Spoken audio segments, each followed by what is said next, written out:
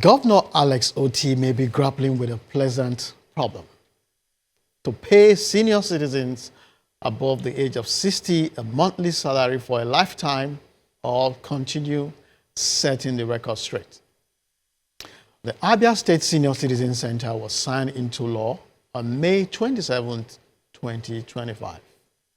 It is unprecedented in Nigeria, but it is not a retirement home, a distribution hub for monthly stipends, salaries, or cash handouts to all seniors, says Governor Oti. A simple online search would have enlightened those currently spreading misinformation about the center. But who cares? Nigerians are desperate for good governance, making us vulnerable to hope-based fake news. Indeed, the right to remain ignorant is a fundamental right that must be respected. But we should be worried when this right is fueling an epidemic of mental laziness. People can no longer afford the rigor required to dig deep to understand. Take it or leave it. Governor Oti is that one-eyed man in a country of the blind. So the spread of this fake news, even among educated people, reveals a profound hunger for positive governance and welfare, making citizens highly susceptible to misinformation that promises relief. That is part of what we are seeing in this free money for senior citizens in Abia. There is also the weaponization of narrative used to either create false praise to build a star boy image or to set up a government to fail when the promised benefits do not materialize, leading to public disappointment. Oti believes that is the case here.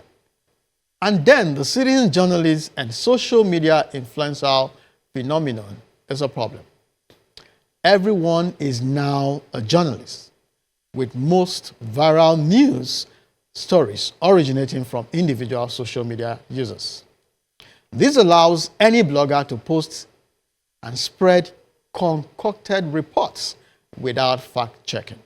The subversive reporting becomes a business when clicks earn you money. Over-reliance on social media influencers to tell us what matters most is a clear and present danger. That is what the Abia scenario demonstrates. With the 2027 election gearing up, politically charged misinformation and proliferation of AI tools could be catastrophic. The right to remain ignorant is a fundamental right. Yeah. I disagree. Yeah. It cannot be a right. No. We are not taking that. It should be a crime to choose to remain ignorant. We should criminalize Who's going to pass it. the law? I don't know. Who sponsored the I bill? was looking for trouble there. President Zuma for If you president. choose not to know, Oh my So, God. we can't as help an you. adult, I feel like I'm less aware of the things going on in the world than I did as a child. I mean, growing up, there were newspapers, there were radio stations, there were pamphlets printed in local languages that are being shared in the market to share, just so you can stay updated on what is going on.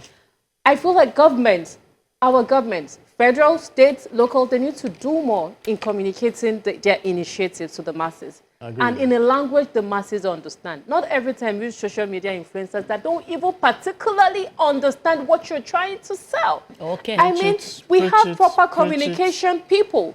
Engage them. Let them say, how best do we get this across to the masses? You can not every time be on TV or be on blogs. No. 90% of your citizens are not even online.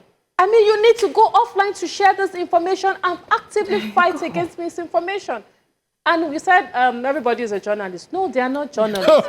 They are story curators. We need to differentiate between journalists. They call themselves journalists. No, they're not. They're not. Of course they are not. We know. They just We correct know they're stories. not. The stories don't even have to be right. You're right. There you go. Okay.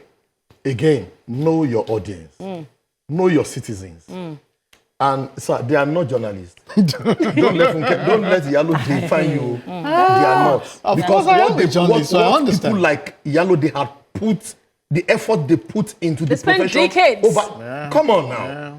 Somebody just because you have money for data and you have money for one kind of phone, you start, blogging in one And day. then with the help of AI, he starts thank writing. You know, so I'm going to advise our governor.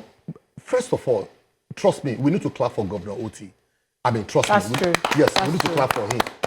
And dear governors, apart from my governor, Sanwo-Olu, apart from you, every other governor, go and learn from that man. Oh. Go and learn, especially the lady of Ogun State. Go and, I mean, going everywhere, doing party. Go and learn. Friends, basic amenities and social security system is a non-negotiable for any citizen in any part of the world. It is not, sir. Listen, apart from the fish guard war in Wales in 1797, thereabout, you will never hear of any war in United Kingdom up to date. Why? House of Commons always ensure that citizens, people are living good. And House of Lords will ensure that they back the law and the policies. But in our own case, our House of Assembly, what do? House of Rep, what do? Yesterday, I was watching one of their proceedings. One was shouting, "You cannot shout at me. I am a director. You cannot shout at me. I will shout at you because I am from ruling party." And you see all manner of disgraceful acts and behaviors from the so-called leaders. I think enough is enough.